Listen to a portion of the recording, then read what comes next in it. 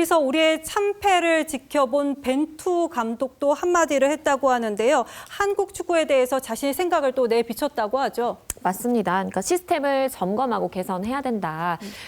축구협회가 한 번쯤 좀 짚어봤으면 하는 부분이 연속성이라는 이야기를 했습니다. 그러니까 대표팀이라든지 아니면 이렇게 대표팀을 이끄는 감독진의 이 연속성에 대해서도 이야기를 했고요. 그리고 신뢰가 좀 부족한 상황으로 보여진다. 다만 누구 한 개인이라든지 선수라든지 감독의 탓을 하는 건 또 옳지 않다라는 이야기도 했는데요. 벤투 감독의 경우에는 굉장히 축구 팬들의 지지를 많이 받고 있죠. 우리나라에서 가장 좀 긴 시간 이 대표팀 감독을 하면서 대표팀을 이끌기도 했고 일부 이제 누리꾼들 사이에서는 벤투 아버지에서 뭐 벤버지다라는 이야기가 나올 정도로 여러 이제 팬들의 이 환호를 받고 있는 그런 상황이기 때문에 혹시나 차기 감독 아니면 혹시나 뭐 이야기가 나올 수도 있지 않을까라는 좀 기대감을 가지고 있는데 저렇게 본인의 이제 한국의 경기 이번 1년의 경기들을 지켜보면서 느끼는 바를 SNS를 통해서 입장을 밝혔습니다. 네, 최동호 평론가님, 우리 축구 팬들은 벤투 감독이 다시 오는 것도 굉장히 바라고 있는 것 같아요. 가능성은 어느 정도 있다고 보십니까?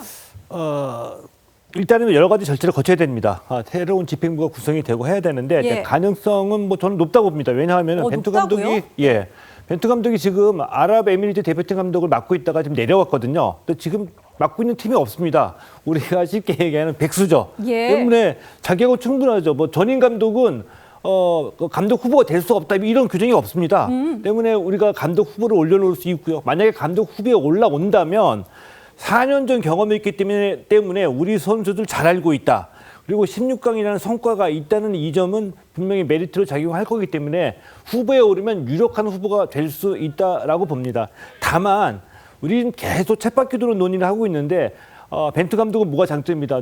제시 머신은 뭐가 장점이다. 감독들의 장점을 보고서 이런 감독을 데리고 오려고 하는데 그보다는 한국 축구가 어느 방향으로 가야 되느냐. 우리가 어떤 축구 대표팀을 만들려고 하느냐라는 컨셉의 정체성을 먼저 만들어 놓고 난 다음에 거기에 맞는 감독을 선택을 해야 되거든요. 그래야지 이 벤투가 얘기한 연속 선수 계속 이어지는 겁니다. 그 성공 사례가 지금 일본이고요.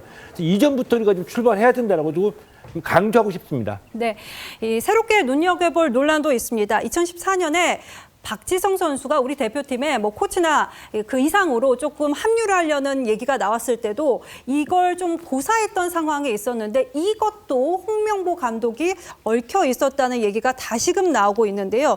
정우상 논설위원님, 이게 자세히 어떤 내용이었습니까? 그러니까 박지성 전 대표가 2014년 브라질 월드컵 때 자기가 대표팀 연습 파트너라도 좀 하겠다라고 홍 감독한테 얘기를 했는데 홍 감독이 결국 그거를 거절해서 자기가 무산됐다는 식의 이야기들이 나오고 있는 겁니다. 과연 무슨 이유로 그때 그 홍 감독이 이 박지성 선수의 그 대표팀 연습 파트너로서의 합류를 거부를 했는지 지금 생각해 보면 뭔가 이제 어떤 공정한 절차나 이런 이유 때문이 아니라 뭐 다른 이유 때문에 거절을 한 것 아니냐라는 이야기들이 이제 사후적으로 다시 이런 과거의 일들이 계속 새롭게 나오고 있는 거죠. 네.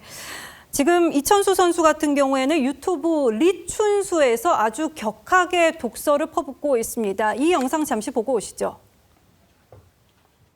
지금도 좀 늦었다고 보는 거지. 사퇴하는 시기가 남아공한테 졌을 때 원래 사퇴를 좀 했어야 되지 않나라고 생각. 감독이 왜 자꾸 자기가 그만큼 한국 축구에 그동안 했던 것도 있어. 하지만 지금은 한국 축구를 망친 사람이 돼가고 있잖아. 나는 명보 형이 진짜 싫은 게 이거야. 자기가 2번의 월드컵에 기회를 받았어. 그리고 솔직히 나는 축구이니까 압박도 많이 받았어. 솔직히 한 얘기로 너무 싫은 거야. 이게. 네, 이천수 선수가 거칠게 비판하는 모습, 일면 뭐 팬들의 마음을 대변해준다 이런 생각도 가져볼 수 있었는데 정우상 위원님, 이제는 조금 도가 지나치다라는 얘기도 나오고 있더라고요.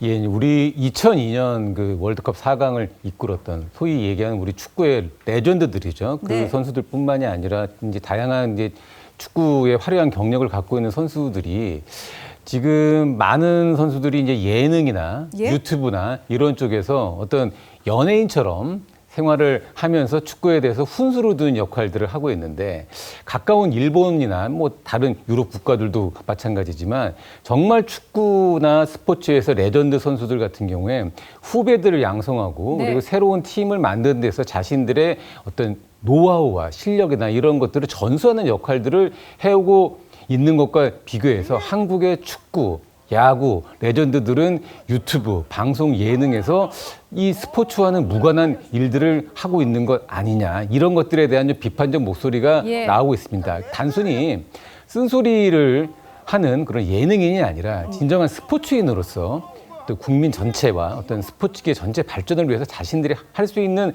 다른 일들이 무엇인가, 화려하지 않더라도 보이지 않는 곳에서 할 수 있는 일들을 좀 해줬으면 좋겠다, 이런 목소리들이 더 많이 나오고 있는 네. 사실입니다. 평론가님, 저희가 이 사안을 두고 비판은 할 수 있을 것 같습니다. 그런데 조롱은 안 되지 않겠습니까?